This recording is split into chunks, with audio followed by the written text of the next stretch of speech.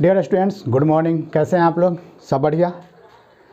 तो अभी तक हम लोग पोलिनोमियल चैप्टर में क्या क्या पढ़ लिए हैं। तो शुरुआत से बात करें तो पोलिनोमियल क्या होता है ये पढ़ चुके हैं, टाइप्स ऑफ पोलिनोमियल के बारे में पढ़ लिए, साथ में जीरोज ऑफ पोलिनोमियल पढ़ लिए और साथ में वैल्यू ऑफ पोलिनोमियल भी पढ़ लिए। सबका एक एक एग्जाम्पल भी करके देख लिए कि क्वेश्चन का पैटर्न क्या होगा।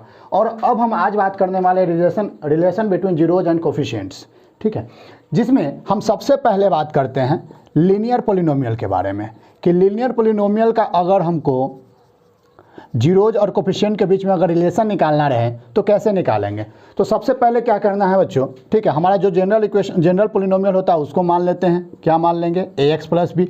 अब हमको रिलेशन निकालना है इसके कोफिशिएंट और जीरोज के बारे में, ठीक है, इन दोनों में रिलेशन निकालना है। तो हम जान रहे हैं कि हमारा यहाँ पर कोफिशिएंट कौन सा है? a, जबकि b हमारा क्या है? Constant term equal to zero denote करेंगे, ठीक है। जीरो क्यों लिखेंगे? क्योंकि हमको जीरो के बीच में रिलेशन निकालना है। तो अब यहाँ पर क्या कीजिए, x यानी x हमारा जो वेरिएबल है, ठीक है, वही हमारा जीरोज होता है। जो हमारा x का वैल्यू निकलेगा वही जीरोज होगा और a और b हमारा क्या होगा? कोफिशिएंट हो गया एक तरीक़ा से, कांस्टेंट टर्म और x का कोफिशिएंट, ठीक है। तो अब क्या करना है, x का वैल्यू फाइंड आउट कीजिए। यानी x इक्वल टू कितना हो जाएगा? Minus B. तो x इक्वल टू हो जाएगा माइनस बी अपॉन ए, ठीक है, जिसको हम लोग क्या लिख सकते हैं? हम जानते हैं कि माइनस की जगह पे माइनस रह जाएगा। और ये b क्या है? तो b हमारा कांस्टेंट टर्म है और ये a हमारा क्या है? कोफिशिएंट ऑफ x है। तो उसी चीज़ को बस यहाँ पर लिख दीजिए, माइनस ऑफ कांस्टेंट टर्म और अपॉन में क्या हो जाएगा?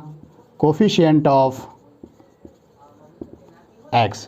तो ये हमारा लीनियर पोलिनोमियल का क्या निकल गया? रिलेशन निकल गया। किस किस के बीच में? जीरोज और कोफिशिएंट के बीच में। तो आगे बच्चों हम अब निकालना सीखेंगे क्वाड्रेटिक पोलिनोमियल में जीरोज और कोफिशिएंट के बीच में रिलेशन, ठीक है। इसको समझते हैं कैसे। तो सबसे पहले वही चीज़ कीजिए, पहले जनरल पोलिनोमियल ले लेते हैं जी। क्वाड्रेटिक का जनरल पोलिनोमियल क्या होता है? तो ax² plus bx plus c equal to zero, क्योंकि हमको जीरोज के बीच में रिलेशन निकालना है। तो हम जानते हैं बच्चों कि किसी भी क्वाड्रेटिक का कितना रूट्स होगा? दो रूट्स निकल करके आएगा, एक अल्फ़ा और दूसरा बीटा। ये दो रूट्स इसका निकल करके आएगा किसी न किसी फॉर्म में, ठीक है। तो इसका दो रूट्स निकल करके आएगा। कौन कौन निकल करके आएगा? अल्फ़ा और बीटा। अब हम जानते हैं कि अगर अल्फ़ा और बीटा इसका रूट्स है तो इसका मतलब x माइनस अल्फ़ा और x माइनस बीटा इसका क्या होगा बच्चों? तो इसका फैक्टर होगा। तो हम इसको अगर लिखना चाहें तो कैसे लिख सकते हैं? तो ax² plus bx plus c बराबर लिख सकते हैं k multiply by x minus alpha और x माइनस बीटा। ये लिख सकते हैं, जहाँ पर हम कह सकते हैं कि ये k हमारा क्या होगा? कांस्टेंट होगा, कोई ना कोई कांस्टेंट वैल्यू होगा, ठीक है। तो इतना लिखा जा सकता है। अब क्या करना है, ध्यान से समझिएगा। अगर आप इसको तोड़िएगा यानी मल्टीप्लाई करके तोड़िएगा तो ये लिखा हुआ आपके पास आ जाएगा x² minus of alpha x minus of beta x plus of alpha into beta, ठीक है, ये आ गया। तो इसको अगर आप लिखिएगा तो ax² plus bx plus c equal to कितना हो जाएगा? k multiply by x² minus of x into alpha plus beta plus of alpha beta. ये निकल करके सामने आएगा। तो हमारे पास ये रिजल्ट निकल करके सामने आया था, ठीक है। अब क्या करेंगे, इसमें जो भी कोफिशिएंट है एक दूसरे का इक्वेट करने की कोशिश करेंगे। यहाँ से अगर हम करने की कोशिश करें तो आपको समझ में आ रहा होगा कि a बराबर कितना आ जाएगा? k। और अगर अल्फ़ा प्लस बीटा का वैल्यू निकाले तो कितना आएगा? तो हम यहाँ से समझे ये माइनस में है ये प्लस में है, यानी माइनस b अपॉन k आ जाएगा, ठीक है। और अगर अल्फ़ा इंटू बीटा का वैल्यू निकाले तो क्या आ जाएगा? c अपॉन k आ जाएगा, ठीक है। इतना समझ में आ रहा। अब क्या कीजिए, इस k का वैल्यू इन दोनों में पुट कर दीजिए। यानी अगर हम अल्फ़ा प्लस बीटा का वैल्यू निकाले तो कितना आ जाएगा? माइनस बी अपॉन ए। और वही अल्फ़ा इंटू बीटा का वैल्यू निकाले तो कितना आ जाएगा? c अपॉन ए। तो स्टूडेंट्स ध्यान से समझिएगा, यही तो हमारा जीरोज था, जहाँ पर एक बार क्या निकला? ये क्या हो गया? सम ऑफ जीरोज निकल करके सामने आ गया।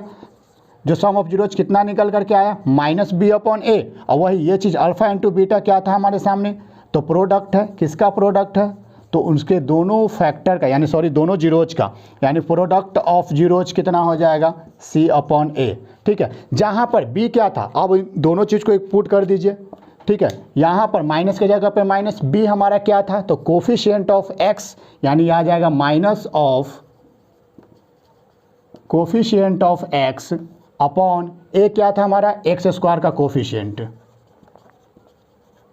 Coefficient of x square. यही हमारा क्या हो जाएगा फॉर्मूला सम ऑफ जीरोज का। वही प्रोडक्ट का भी अगर आप पुट कीजिएगा तो सी हमारा क्या था कांस्टेंट टर्म और ए हमारा क्या था तो कोफिशिएंट ऑफ एक्स स्क्वायर, यानी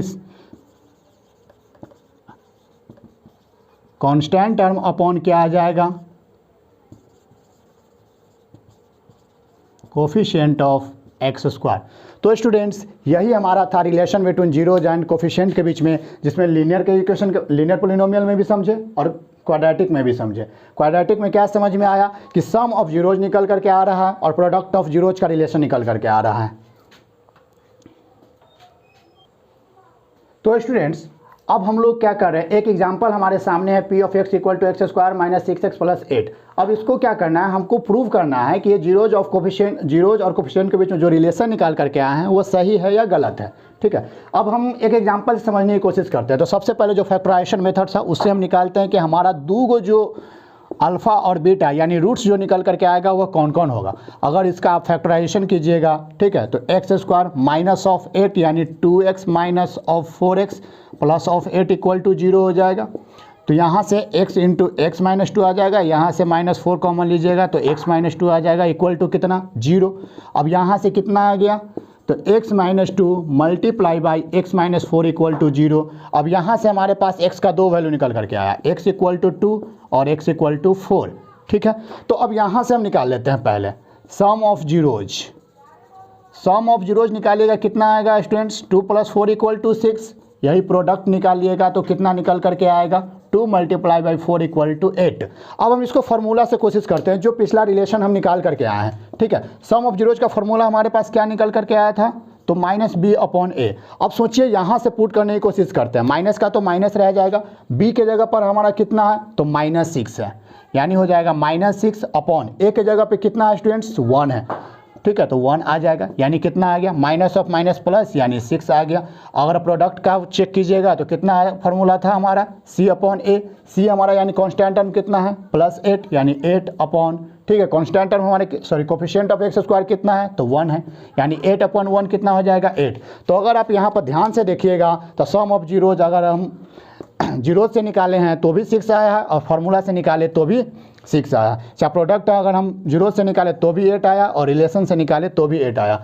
तो स्टूडेंट्स हम कह सकते हैं कि किसी भी क्वेश्चन का अगर हमको जीरोज और कोफिशिएंट के बीच में रिलेशन निकालने के लिए दे दिया जाए या प्रूव करने के लिए दे दिया जाए तो इस प्रोसेस से आप लोग क्या कर सकते हैं बना सकते हैं। तो बच्चों मिलते हैं अगले लेक्चर में। Thank you.